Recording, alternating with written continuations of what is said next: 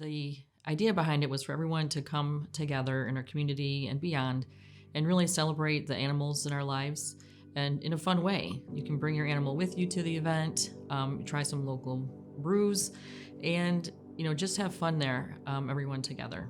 Number one, it's a fundraiser for the Jackson County Animal Shelter because they provide so many services for so many animals in our area, and there's so much need that this is hoped to be a big fundraiser for the animal shelter. But fundraisers should also be fun. And this one definitely will be because there's so few dog-friendly events that this is going to be hopefully the premier dog-friendly event in Jackson. So who loves, what's better? Dogs, beer? Let's put them together with people, and hopefully we have a great event.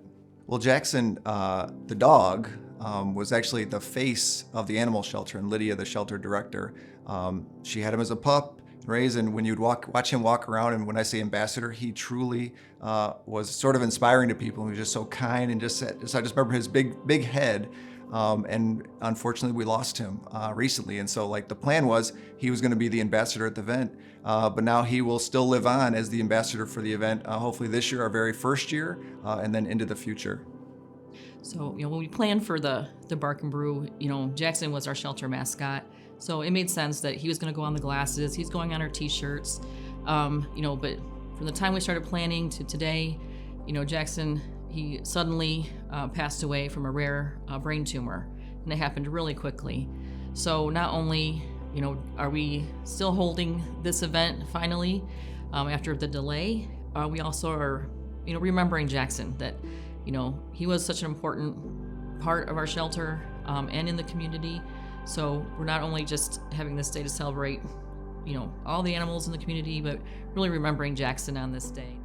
When people think of animal shelters, sometimes they have a negative connotation, but when you walk into ours, and we're very lucky in Jackson now to have the animal shelter that we do and the staff that we do, it has just turned into a place that people want to go to and they gravitate toward, because when you walk in, it's an uplifting place. It's not, cells with animals housed. These are future people, members of people's family that they're going to adopt someday. And I think the staff, when you walk in and they smile and they welcome you, when you ask questions to the staff and the volunteers that are there, it really starts with leadership with Lydia and Sean.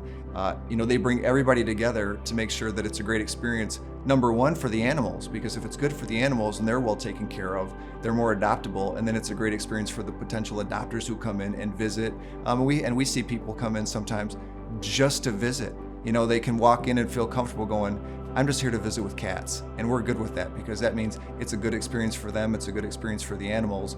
And again, this is just one of those things. We now have a gem in Jackson County and a resource that I think if you don't know about our animal shelter and the changes that have happened there and how great it is, stop in and see it.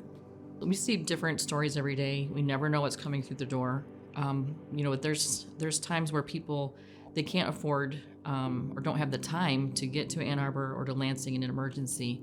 And having us be able to provide that service to them can truly mean the difference between saving an animal's life or having to euthanize. And we don't want to have to do that if there's an animal that can be treated and cared for, an animal that's been hit by a car. If we can't do x-rays or, provide emergency surgery at the shelter, and that animal's in critical condition, getting to Ann Arbor or Lansing isn't always a realistic option for that animal. Running an organization, it's a big budget, but a lot of those budget dollars go to our staff and they go to the facilities and those kind of things. And those are the day-to-day things that we're fortunate the county supports. But there are so many things beyond that, ways that the Jackson County Animal Shelter is now supporting our community with low-cost spay and neuter, emergency services for animals that in former times may not have stayed with us. These animals may come with a severe injury.